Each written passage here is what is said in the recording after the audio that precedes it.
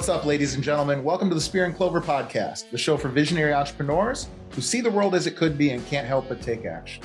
We are the petri dish that seeks to produce a culture of bigger dreams, better teams, and deeper pockets. As always, I'm your host, Jason Skisic, and have I got a doozy for you today. Today's guest is my good friend, Billy Jones. Billy is the owner of Lion's Den Fitness in League City, Texas, and has an origin story that's going to blow you away. There are few folks that I have met that truly embody the phrase, speak softly and carry a big stick, quite like Billy. Billy is as much of a monster entrepreneurially as he is in the gym. Please welcome my friend, the one and only Billy Jones. What's up, everybody? Spear and Clover podcast. I'm your host, Jason Skisic, and I'm here with Billy Jones from Iron Den Fitness. Billy, how you doing, man? Really good, man. Thanks for asking. Dude, I am so excited to have this conversation because I feel like you and I have talked so many times from the perspective of like what's going on right now. I know your story is so compelling. So I'm really excited. I'm as excited as anybody that's listening to this right now to kind of start from the beginning and go from there. So kind of jumping right in, tell me a little bit about, your business and and we'll go from there. Just kind of start off with, tell me about your business. When did you open it? And I'll kind of ask questions as we go. Sound good? Yeah, for sure. So we own the Iron Den. It's Iron Den Fitness. We're in the Clear Lake area, which is nestled between Galveston and Houston, Texas. We opened in 2012. It was really more like a hobby or a playground of sorts for when I was competitive in bodybuilding. Mm-hmm. Was fortunate enough to win a lot of local shows, qualify for the USAs for a handful of years. And it was really during that era that gave us the platform to establish some sort of notoriety, at least locally. So we had a personal training studio. Through a turn of events, we were given the opportunity to take over the whole building and really turn it into the first hardcore kind of warehouse bodybuilding gym anywhere south of the 610 loop. So in about 3 years in, things started to shift. My wife and I found out we were having a baby. And it was really out of necessity to support my family that I was like, okay, now it's time to really turn this into a business. I hired consultants and mentors and picked up a lot of knowledge through courses, and fortunately was able to take a, $80,000 a year fun hobby weight room to this year we'll clear over $750,000 in revenue. Yeah, absolutely. And I've been fortunate to watch that. So there's stuff that I can't wait to get to, but I want to kind of stay there for a second. So you decide to open this as sort of a hobby, trying to support your bodybuilding stuff. Had you done anything entrepreneurial before that? What's life like before that coming in? Yeah. So I'm glad you prefaced the way that you did, because I'm probably going to be the most unorthodox person that you've definitely interviewed thus far. I got math on my side. Yeah. But maybe in quite a while, man. Yeah, if I can speak really candidly. So going all the way back, my first job was a stalker at Walmart, and I was pushing grocery carts. And summertime, it's easily surface temperature, no bullshit, on asphalt in Houston, Texas can get about 120 degrees. It'll melt your shoe. Sure. I'm out there after football practice pushing carts for $5 an hour. And I'm like, and I think I did it for 3 weeks. And then I went home on a lunch break and I told Mom, I'm like, look, I'll just get better grades. And I don't know how I was going to get better grades because it's already getting A's, right? So can I just not do this? And she's like, we'll figure this out. So yeah. I put working on a back burner a little bit. And then Mom gets real excited because I'm going to be the first to graduate high school out of, I only have one brother who's older than me. And she's like, she takes me to go look at a car, and I find this beautiful peanut butter drop top 5.0 Mustang on some 17s back then. That was big rims. Beautiful car. And she's like, okay, we can get it, but you got to pay the car note. I'm like, well, how am I going to do that? It means I got to get a job. So next job, I'm working at Randall's. First, I'm a cashier. Then somehow they let me work in the bakery after school. So I'm closing the bakery down, handing out free cookies. And in between that, I'm putting stuff up. And I think 6 months in, I went from minimum wage, $5.15 an hour, to $5.30 an hour. So I figured out, like, I'm working here to pay for gas and my car note, right? Yeah. So this isn't working. Like, it's square peg round hole thing. How can I support my lifestyle, right? At 16, right? Yeah. And I'm working in the bakery, and right next to the bakery in the back is where they stock all of their booze. Okay. And it just so happens that a case of beer is the exact same size as your traditional birthday cake, right? So Okay. case of beer inside of a birthday cake box, man, it was a friend's birthday every other day at Randall's. And that's where my side hustle started. Okay. I'm sorry to Randall's, whoever, if anybody at Randall's is listening to this, I think the statute of limitations might have run out. Go ahead. I hope so, because that's just where it starts. Yeah. And then from there, man, I actually got really, really heavily involved in street pharmacy. We'll call it that. Okay. It started out with just being the cool guy at the party that could find weed or whatever in high school to, man, at my highest, and I'm not proud of this at any capacity, but I think it's relevant to figure out like who I am and how I went to where I was. Mm-hmm. But, in my prime, we were doing, $7,000 a week cash. Wow. Yeah. And I did that for a pretty big chunk of time, the early 2000s for the most part, dodged literal bullets and figurative bullets. And fortunately found bodybuilding, and through bodybuilding and some monies that I had saved up, I was able to make the transition to legitimate businessman. So you're the closest to Jay-Z that I've interviewed so far, and maybe for a while. Wow. Okay. So I wasn't kidding. I had no idea about that. So let's talk about that for a second. So during this time, so you start street pharmacy, as you explained, which is fascinating. I never would have guessed that. And are you married at the time? Are you still with your significant other? No. So this would be from like 97, really not really serious about it until like 2001 to 2007 or 8. How much did you learn doing that? Because I actually, again, I didn't see this coming, but genuinely, I really think there's tons to be learned for business in that world. And so is there anything that you took away from that you kind of have carried forward? Yeah, it's just really subtle stuff.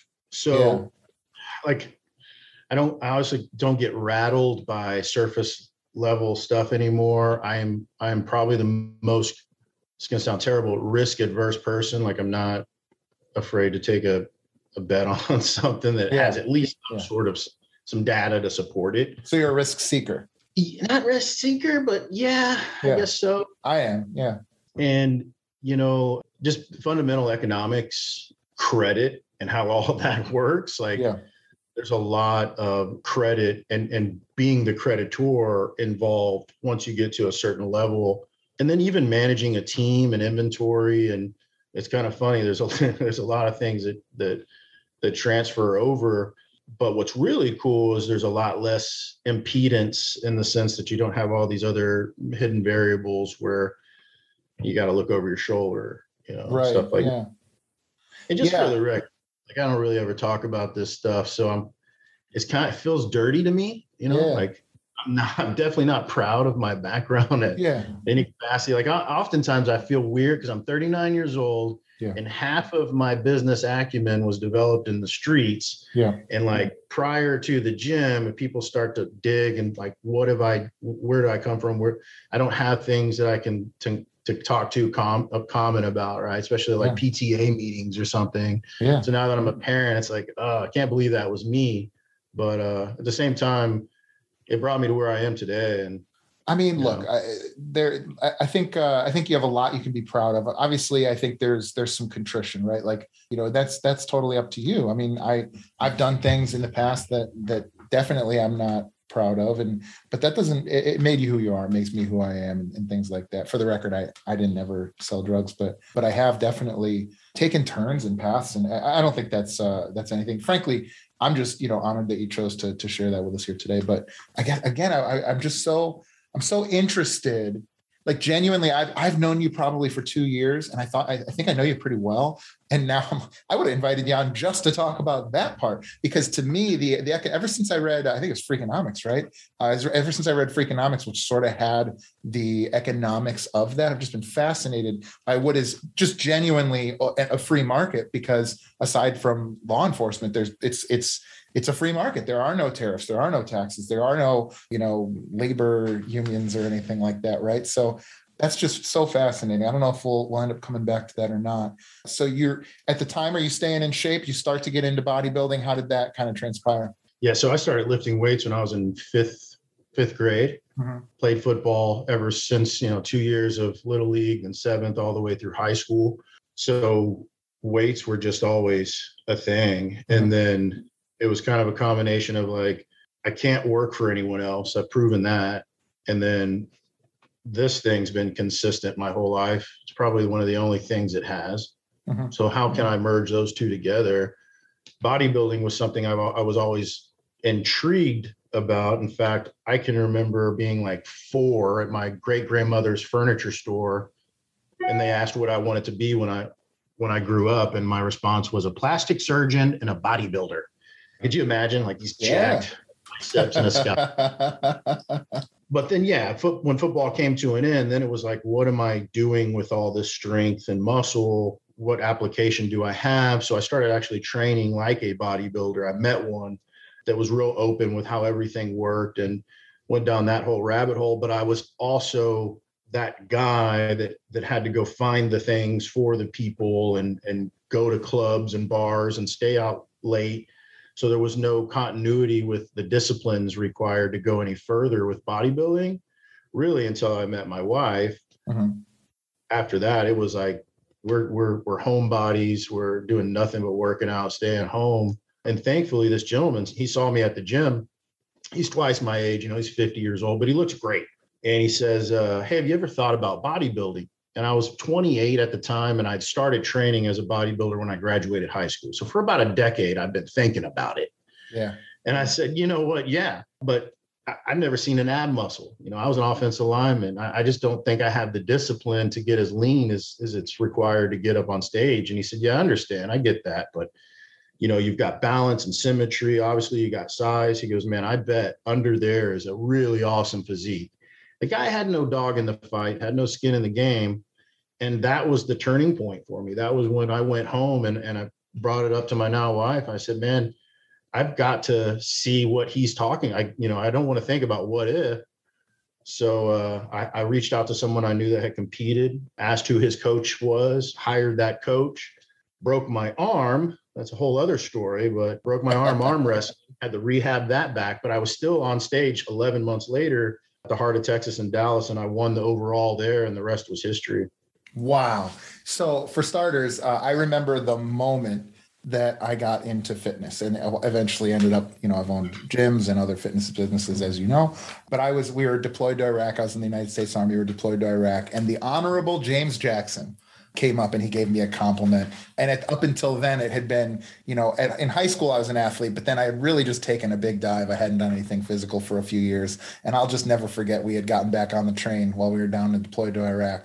And he was like, man, you looking official. And I was like, as soon as he said that, it was those words, it was him saying those words. I was like, wow, I can actually do something. I ended up, kind of going down more of a performance rabbit hole with CrossFit and strongman and things like that, but certainly never, at a very high level. But I remember it echoing through my head. I want to go back to another idea too. You mentioned something about you can't work for somebody else. I want to hear more about that. At what point was it at the grocery store? Was it when you decided to take to the street? Like, when did you kind of realize that you couldn't work for somebody else? And maybe can you explain a little more what you mean by that? Because I suspect that almost whether or not anybody ever sold drugs or did bodybuilding, somebody listening to this podcast is like, yeah, I don't feel like I could work for anybody. And so I love when I meet people who are capable of facing that and can make intelligent decisions with that premise. So talk more maybe about why, when, and how you figured out that you couldn't work for somebody else. Yeah. And I guess that's a very broad way of saying I don't function well with a massive amount of constraints. Yeah. So, and, I think that just goes back to my childhood. I'll save sob stories, but there was a lot of isolation, a lot of independence, I figured stuff out on my own, kind of beat to my own drum from as far back as I can remember. Mom was awesome. She worked 3 jobs to make sure 2 boys had everything that they needed, on a fundamental level. And, but that meant a lot of time to myself. And I think because of that, I've got a little bit more independence than the average person does. I can work with people great. And for a finite amount of time, I can fall into a particular groove. But as far as being boxed in the sense of like when I can take a vacation or I just have to have a little bit more liberty than what most jobs allow for. So it's kind of where that came from. Yeah, I hear that. And then what I would maybe add too is, this podcast called Spear and Clover, and the concept behind Spear and Clover is, pursuing very, very hard things that you're passionate and curious about. And so here I hear you telling me, hey man, I can't even push grocery carts without losing my mind and turn to the streets. But I can work my anterior deltoid, 12 sets of 30 reps or whatever it may be. So like super duper hard work towards something. I once told somebody, you could not pay me. Literally at this moment, there isn't a number that you could pay me to go work 40 hours in a corporate job. But you can't stop me from working 100 hours a week on something that I'm passionate about.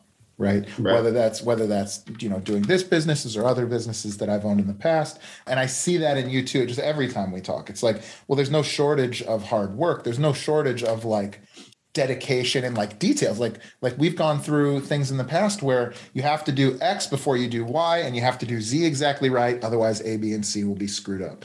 And you go out and you execute that to the letter. And so it's not that you couldn't do those things, right? It's just, I've just seen it. And while you're talking, I'm started putting those dots together where it's like, well, it's got to be something that you are passionate about, something that you love. Does that sound fair, like to say? Absolutely. I mean, my wife makes fun of me all the time. I'm strategically lazy.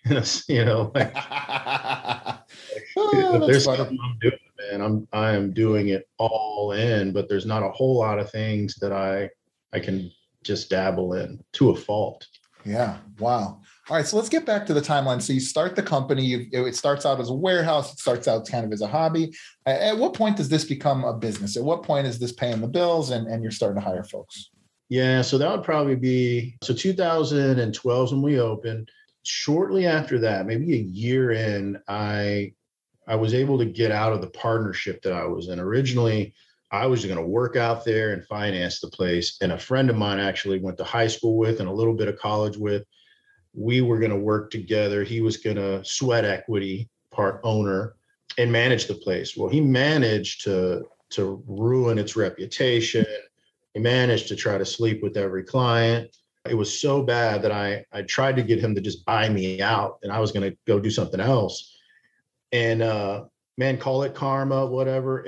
And for the record, yeah, I made money in a very suspect industry for a little bit of time, but I never fucked anybody over. Never, ever.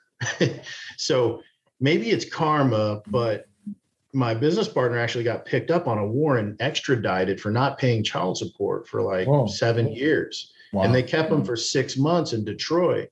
So legally, I was able to then take over the entire company. So that was probably a year in, so 2014. And then it was like, okay, I need a coach, just like I did for bodybuilding. I went from fat guy to USA's in a very short amount of time. Maybe a coach can help me with this business do the same. Hired a consultant on a local level and took the company to like a quarter million, or no, like 125,000.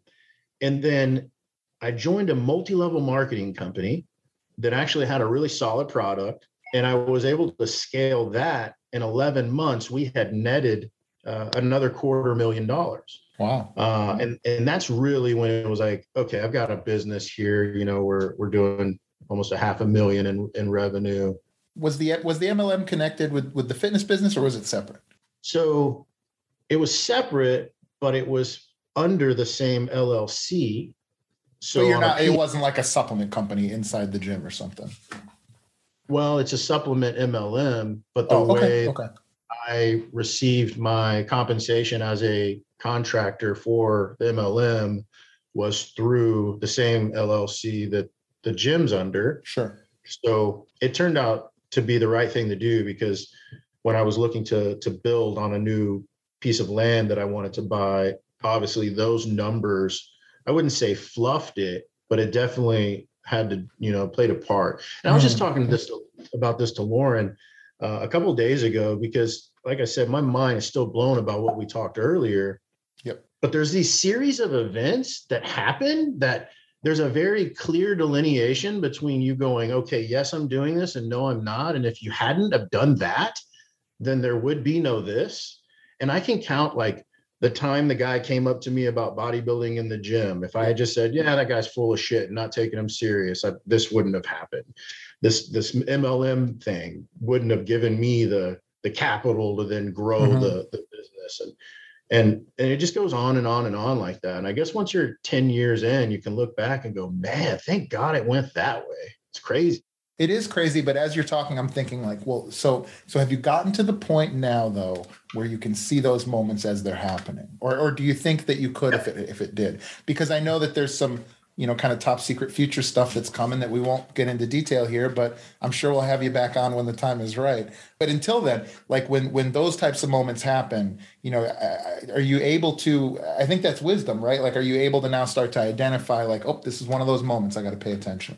For the first time, yeah. In fact, you can probably go to my timeline on Facebook and see a post I made, I don't know, a month and a half ago. And it said something to the like of, I think by your late 30s, you've developed enough of a gut to understand when a big shift is happening. Yeah. And that you've weathered enough to have faith that everything's going to be really good. I butchered it, but no. I hear you. And you know, I can tell you, you know, in a limited way that I'm on the other side of that, where I had a moment not that long ago where I had to make a decision not to continue to pursue something that was very, very good. And it was awesome. It was amazing. But I had to have that moment. I know exactly what you're talking about there. And so, you know, maybe at some point we'll talk about that more, but we'll save that for another day. So, you know, I want to kind of fast forward, because obviously, you know, without belaboring COVID too much, you know, when we met, things were kind of rough for you. You had some success. I think like anybody, particularly anybody in a brick and mortar space, particularly anybody in a brick and mortar fitness space, you know, every single person listening to this was impacted by 2020 and by COVID and all of the other things that came along with it.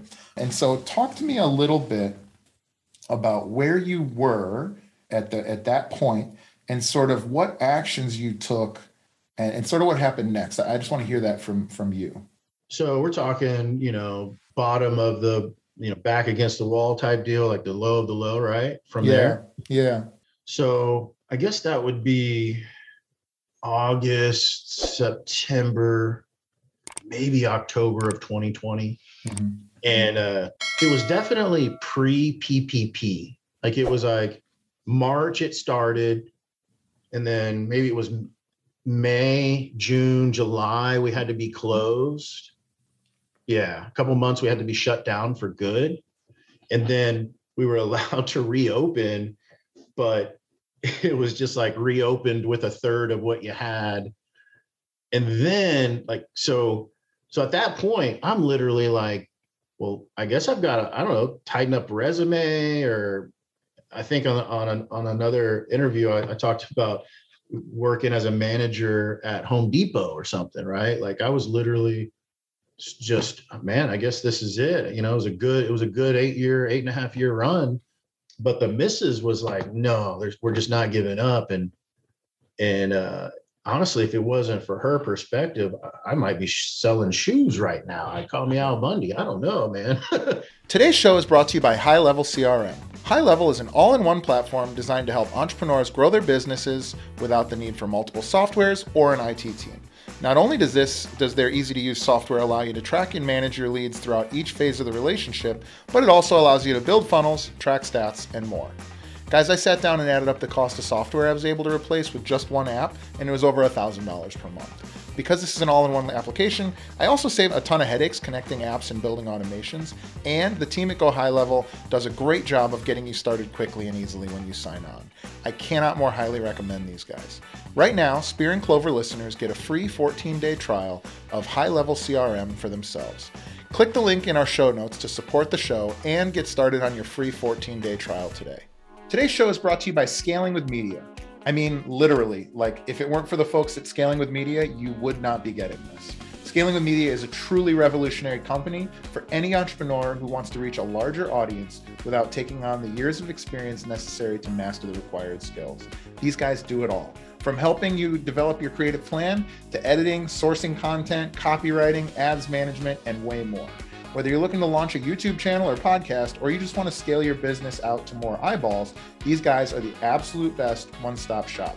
But that's not all. Right now, Spear and Clover listeners who sign up for their brand launch package will receive a free, that's right, free professional grade studio kit that I'm actually recording right now on. The studio kit includes a professional microphone, stand, lighting, and headphones, and is worth well over $500. Take action now by going to scalingwithmedia.com/spear and claim your free studio kit. Again, that's scalingwithmedia.com/spear, scalingwithmedia.com/spear. Now back to the show. Before you go on, I want to just say something. So we've talked about this in the past. You're the Iron Den as your branding, and your core values kind of fall lockstep in there.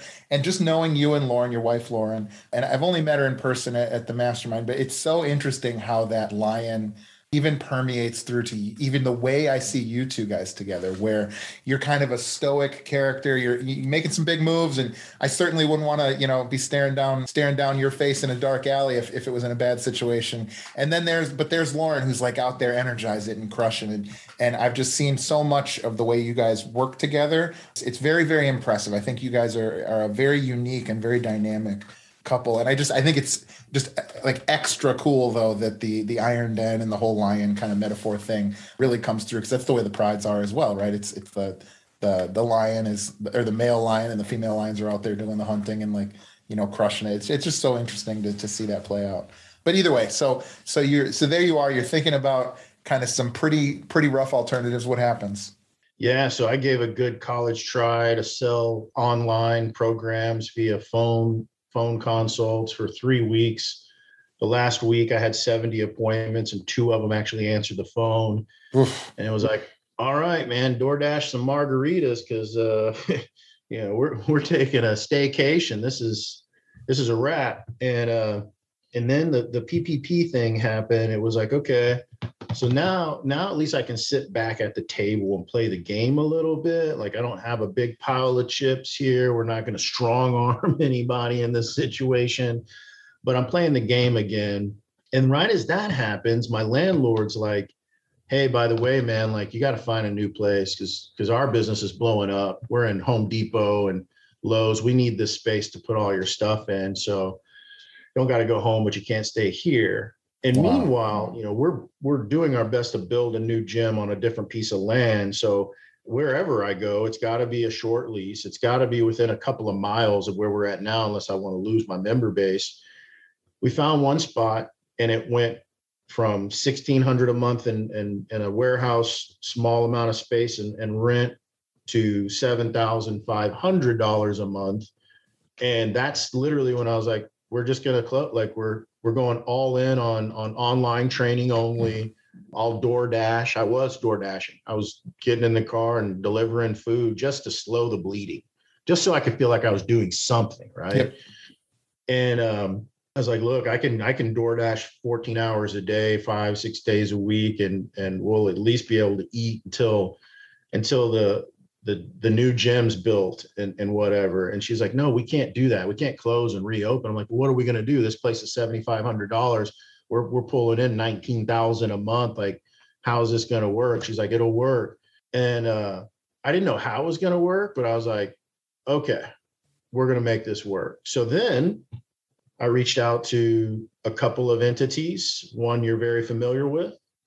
Sure.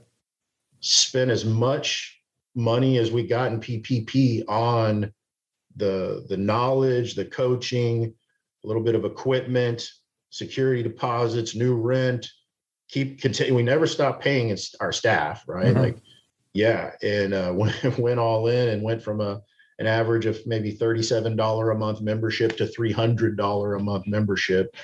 And it was one of those things, like, you hear Elon Musk, man, he was on his last fucking dollar when that one rocket that finally didn't explode. If that one had exploded, bro, that's a wrap. There's no I Tesla. Watched that. Have you seen that video with the Gangster's Paradise song over it? No. Oh, you got to watch it after this. I watched it yesterday and I cried. It was that video. It's playing the, just do Elon Musk Gangster's Paradise. I think Rogan was talking about it or somebody. Anyway, I put it on yesterday and literally a tear came to the eye. You're right. He goes through all those trials and fails. Couple of quick questions. Number one, you didn't think about hitting the streets again when times were getting tight? And I hope you fuck with me the rest of my life about that shit, but no, it definitely not, Well, now you got a lot more to lose, right? Yeah. I've got a lot more to lose. I'm a lot more mature. And look, even though I wasn't fucking anybody over and really giving people a damn good time, I mean, sure. You're not going to get pushback from me. Legalities aside, right? Yeah. But no, yeah, just not who I am anymore. And yeah.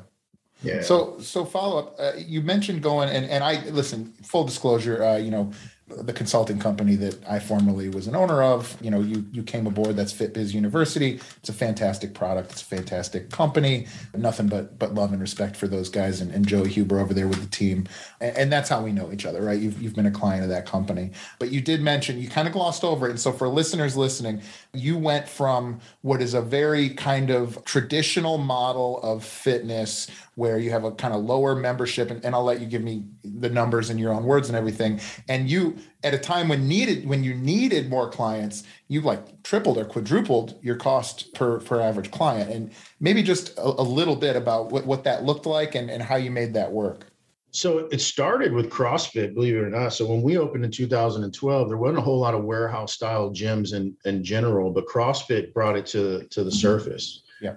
And it was awesome because it gave us the ability to charge more, but it really made me realize that, especially with as many people that, and I think I mentioned this to you, there's literally like 7 gyms within a 8 square mile radius of the greater Clear Lake, Houston area that came from my gym. They were either a paying member, they were a trainer, and they all owned gyms that kind of fragmented this niche, go to hand selected equipment, cool type, Metro Flex place, whatever environment. So I knew I wasn't going to be able to scale off of just providing access. But then it was like, but yeah, going from 30 to 300, it takes some guts. In fact, that's one of the things that the missus didn't really agree with. Like, she couldn't see it, but I explained, I had to explain to her that it's necessary. It's just math. It's what has to happen. So it's what we're going to do. Well, and again, I want to hear your words on this, but what we've seen and what I've seen in fitness, but also kind of in lots of different businesses. Can you get a cheaper phone than an iPhone? Of course. The iPhone's 3 times more and does 10 times more things for it. And it's the number 1 selling phone in the world, right? And so when you talk about a $30 gym membership, you're talking about access to equipment. You're talking renting equipment, which is, when you talk about selling a service like this, particularly in fitness, there's kind of 2 narratives, right? It's, you can pay me this and rent this equipment, and we have these classes and we have, these facilities and towel service. And then the other conversation, which is the one you started having, is how do you feel when you look in the mirror? to the client, right? How do you're getting expertise, you're getting custom, you're getting your results and relationships, right? And I think I remember seeing you taking that shift. And so have you seen differences in, the outcomes for your clients? Have you seen differences in your reputation or what do the reviews look like since you made that shift? Yeah, I think it's a synergy of positive, not only from a revenue standpoint, but reviews, results, all those things. So and our clientele actually shift too from average age of 28 to average age of 48. So the type of problems that we solve are bigger. And when you can find a bigger problem to solve in the marketplace, you're going to be more valuable. Sure. That's kind of the main thing. Like the analogy I like to draw is like, if you had a membership to Home Depot and that membership gave you access to all of the impact drills and the Husker do's and Husker don'ts. And man, I was raised by a mom, so I don't really know tools too much, but you give me that membership, man, I'm not going to build you a damn thing. Like, I don't know how, I don't have the impetus to do it, but how do we apply that? Why do we think the fitness is the same way? So here's your library card. Now all the knowledge comes with it. Yeah. So but if you got a contractor that came with that membership who was like, all right, we're going to build your deck today. And hey, go grab that Phillips screwdriver. Yeah, I get that's a nice metaphor. I like that. Yeah, for sure. Yeah. Cool, man. And so talk to me about how you're acquiring clients. I think this is something, again, this is not a fitness business podcast, it's a business podcast, but people watching this, I'm telling you, I know people that own businesses and work in businesses across the spectrum. And one of the most challenging things for any business is to acquire clients. And I think it's as competitive as any industry is fitness, right? And so how have you've got 7 competitors just that are your business babies, let alone whoever else is in the area. And so how do you guys go out and acquire clients right now? Bulk of it's going to be Facebook still. I mean, despite the lead cost continuing to go up, it's for us, our avatar is just on Facebook. But I'd say 50% right now of our business is going to be referral, word of mouth, visibility, events, and then having 9 years of tenure. There's people that call that, this thing worked for me 2 years ago. And especially now too, in today's environment. So like, I would imagine no matter what business you're in, if it's service industry, you could probably go back something like, 2 years to your lead list. And now those aren't going to be ice cold, man. Like, they're not going to be the hottest leads in the world, but I'm pretty sure they're at least 50% warmer than they were, prior to this pandemic thing, man. Yeah, I mean, we've seen that. Both of us could name off several people that we know that have done that, whether it's, reactivating old leads. I mean, how many people were just, vacated from whatever businesses? I mean, genuinely, I don't care what you do, unless you're like a grocery store, right? Pretty much everybody was closed, which means all of those old leads who maybe were at a different place in life in 2018, 2017, 2019 are now kind of flooding back. And I think both of us can point to ourselves and others as beneficiaries of that. And so if you're not now, listeners, I would highly recommend reaching out to old leads, former members, with targeted reactivation campaigns for sure. The other question I had for you was, we're in a time right now where, industries like fitness, where you have these, call it $20,000 a year part-time employees up to, $60,000, maybe $70,000 a year full-time employees. We've got this great, the Great Resignation or whatever they've dubbed it in the news. And I know that that's affected, our businesses, people like you and I quite a bit. So maybe talk a little bit about how that's impacted your business, how you've mitigated that, and sort of what your view is going forward on that for labor. Yeah. So the staffing bottleneck as a whole, really? Sure. Yeah. Yeah. For us, if it wasn't for looking inside of our current, clientele base and ascending them up to roles, and then obviously a little bit of luck.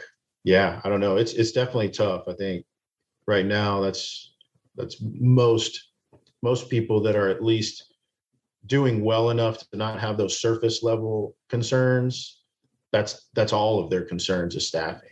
It's an interesting issue. Like, I don't think we've ever been through this. Well, and certainly not in my lifetime, and certainly not as I've been, running businesses. But one of the things that I've noticed, and this is a through line that I have with many folks that I've worked with in the past or continue to work with, is those folks that there's a couple of kind of layered things that you just kind of mentioned there. Like one, you're ascending folks from inside. So I always like to say you can either draft talent or you can trade for talent. Trading being looking for seasoned professionals in whatever it is that you're looking to do, or you can draft them, whether it's out of college or as a client who has shown some sort of aptitude or desire to become an employee, right? And so in fitness, that means a client who gets very fit or falls in love with your program and community. You can train that person through internship and basically raise them up into being a staff member.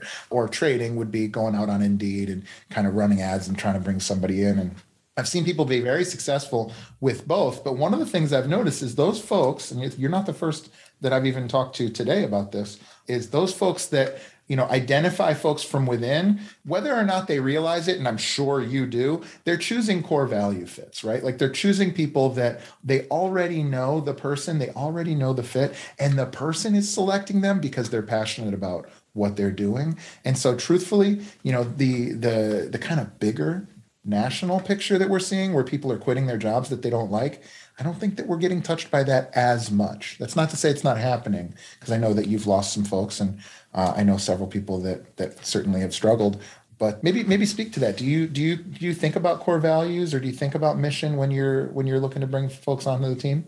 Yeah, on a very organic level, of obviously most of the people that, especially if they started out as a client, we've rubbed elbows quite a bit. We tend to see a lot of things the same way. But, even recently, I've lost someone that was a part of our member base first.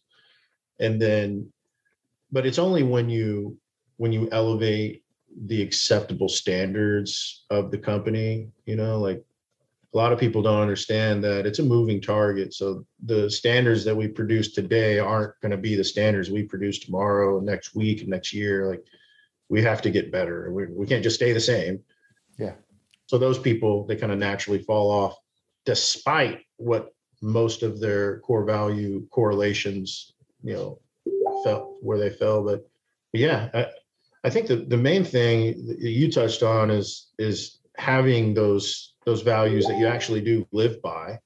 Like I'm not lying when I say I never fucked anyone over. Like maybe I'm too lazy to have to worry about, whatever it is people worry about that fuck people over, but you live a certain way, you attract a certain type of person to your group, and then most of the time those people have the same values that you need to operate the mission of the company.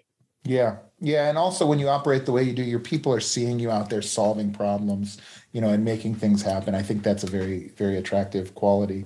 That's fantastic, man. I'm really just so happy for you and seeing you guys.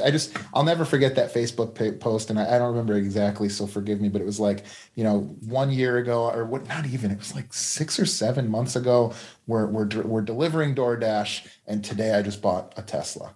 Like that to me, like just genuinely, man, like anytime anybody can see that, that's the American dream, man. And you're making it happen. I think that's just really, really cool. So, I got a couple more questions for you, but just genuinely, just for a moment, I'm just so happy for you and what you guys have been able to succeed with. So here's the first question. I'm going to ask these questions, a couple of questions to kind of everybody I talk to. If you had to start a business tomorrow and it couldn't be fitness or nutrition or adjacent to what you do now, what would it be? And what would you do? Man, that's tough. And I needed the money. Let's just say you had to start a business, again, like kind of however you want to interpret it. And yeah, I would assume you'd be something you'd be passionate about. But if there was another business that you had to start something, and yeah, let's say you needed the money. Man, is it bad that I don't immediately know that answer? No, maybe not. And think about it. Maybe come back to it, but maybe not. I mean, as somebody who pursues passion the way that I know you're talking about, the way that I do, it's like when I'm focused on, the wood shop, which is the hobby of choice for me right now, I'm not thinking about jujitsu, right? And then when I'm focused on jujitsu, I'm not thinking about it. So, maybe you're just super laser focused, but I'm gonna hold you to coming back to that though. So give that one some thought. The second one is, if you had access to unlimited resources to grow your current business, what actions would you take?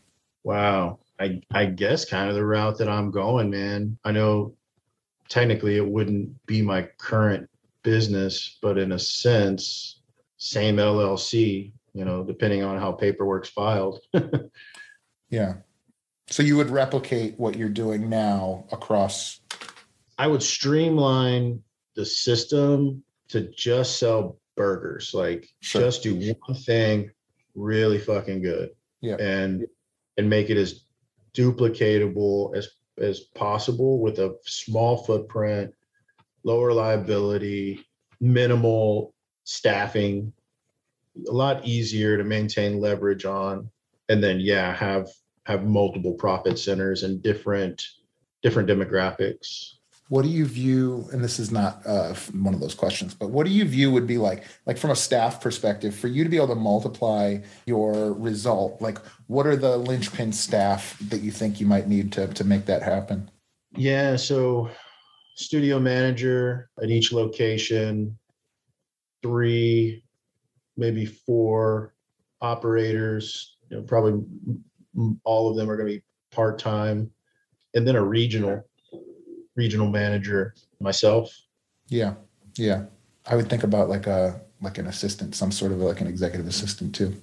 Oh yeah, that's right. Yeah. Good. What interesting, man. So what are some things that you've learned that maybe you would share from people that are not from fitness? Because I think there's a lot of common language that you and I share, and I think that's going to be the case, especially early on in this podcast. Is most of these people are people like you that I know, that I've worked with, that come from similar industries. But one of the things, we have hidden superpowers that maybe we each take for granted. So is there any sort of like, I know for you, for instance, you guys are like ruthless on the phones. You guys work leads better than most other gyms that I'm aware of. Like, maybe if you could speak to that a little bit, what kind of information or tactics or even strategies would you share with people outside of the fitness space? Well, you want to start with the end in mind, right? So reverse engineer what it is that you want. What's the objective, and that can be as far out. You can zoom as far out as how much income you require to sustain your life without working much. Sure. And then go in from there. And at some point, you're going to figure out how many fucking phone calls you got to make. Yeah. There's obviously a big gap between those things, but that's probably been the biggest impact. And then getting the whole team. It doesn't matter if they teach one session on the weekend or their responsibilities extremely compartmentalized.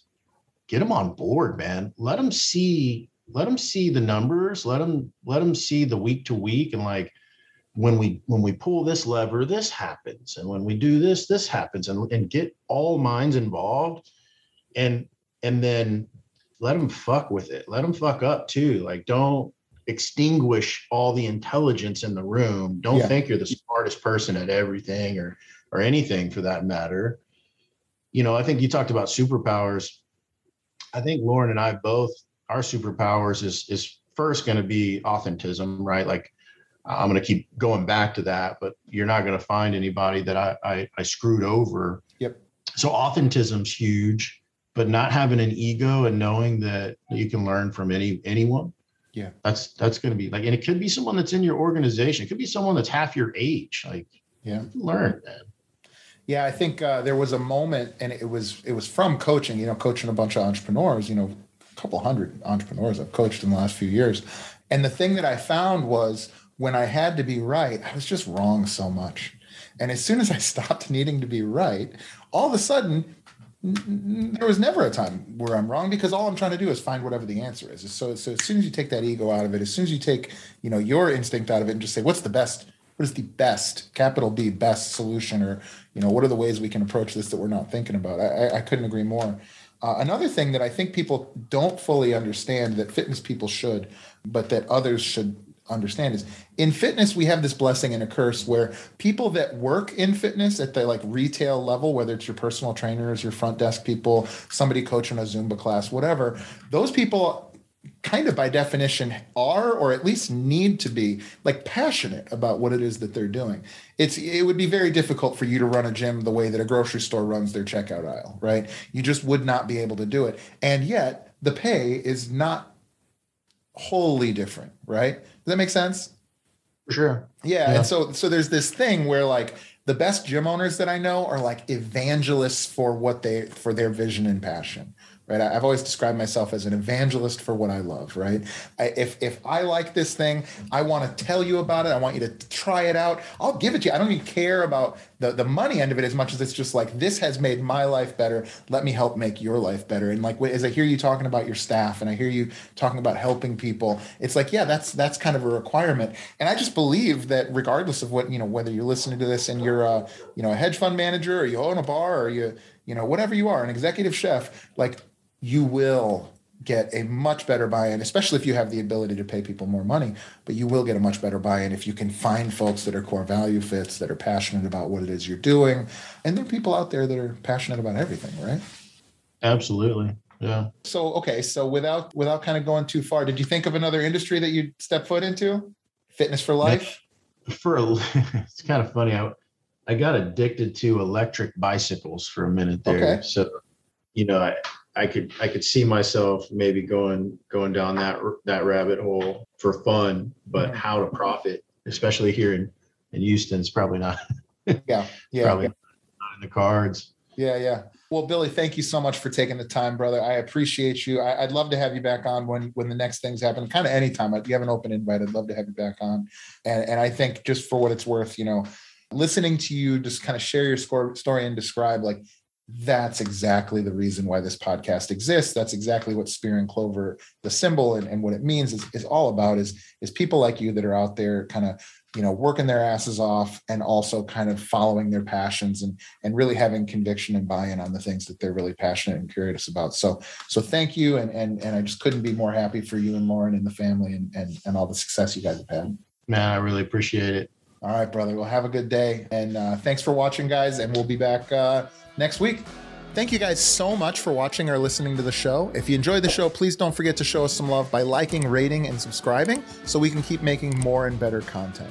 If you'd like to support the show and get a great additional content like exclusive shows and even live group masterminds, please head over to patreon.com/Spear and Clover to become a member of the tribe.